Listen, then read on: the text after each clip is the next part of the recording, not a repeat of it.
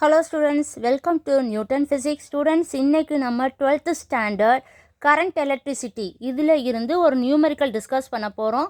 இந்த நியூமெரிக்கல் இம்பார்ட்டண்டான நியூமெரிக்கல் தான். இதை நீங்கள் கண்டிப்பாக தெரிஞ்சுக்கணும். ரொம்ப ஈஸியான நியூமெரிக்கலும் கூட. Compute the current in the wire if a charge of 120 இங்கே சீன் கொடுத்துருக்காங்களே, இது வந்து கூலும். இது வந்து சார்ஜோட யூனிட் கூலும், கேபிட்டல் சி. இது உங்கள் எல்லாருக்குமே தெரியும், தெரியலனா தெரிஞ்சுக்கோங்க. Is flowing through a copper wire in 1 minute. Given பாருங்கள். ஃபஸ்ட்டு நீங்கள் ஒரு தடவைக்கு 2 தடவை நியூமெரிக்கலை நல்லா ரீட் பண்ணுங்கள். என்ன கொடுத்துருக்காங்க அப்படிங்கிறத அண்டர்லைன் பண்ணுங்கள். என்ன கேட்குறாங்கன்றதையும் அண்டர்ஸ்டாண்ட் பண்ணிவிட்டு ஃபார்முலா அப்ளை பண்ணுங்கள். இங்கே பாருங்களேன், ஃபஸ்ட்டு சார்ஜ் தானே கொடுத்துருக்காங்க. 120 கூலும் கொடுத்துருக்காங்க.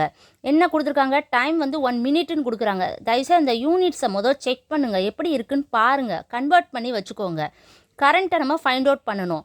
இப்போ நான் கரண்ட்டை ஃபைண்ட் அவுட் பண்ணணும். என் வயரில் எவ்வளோ கரண்ட் வந்து பாஸ் ஆக போகுதுன்றதை கண்டுபிடிக்கணும். எனக்கு சார்ஜ் கொடுத்துருக்காங்க, அதே நேரத்தில் எனக்கு எவ்வளோ நேரன்றதையும் கொடுத்துட்டாங்க. கரண்ட்னா என்ன, rate of flow of charge. இது நீங்கள் படிச்சிருப்பீங்க.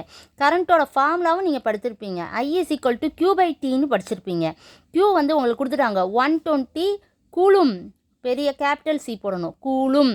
அதே மாதிரி டைம் வந்து 1 minute கொடுத்துருக்காங்க. கண்டிப்பாக நம்ம வந்து டயத்தை வந்து செகண்ட்ஸில் தான் கொடுக்கணும். 1 minute = 60 seconds. மாற்றிக்கிட்டேன். I = Q/T தான் என்னோட ஃபார்முலா. I = 120 / 60 டிவைட் பண்ணிங்கன்னா 2 கிடைக்கும்.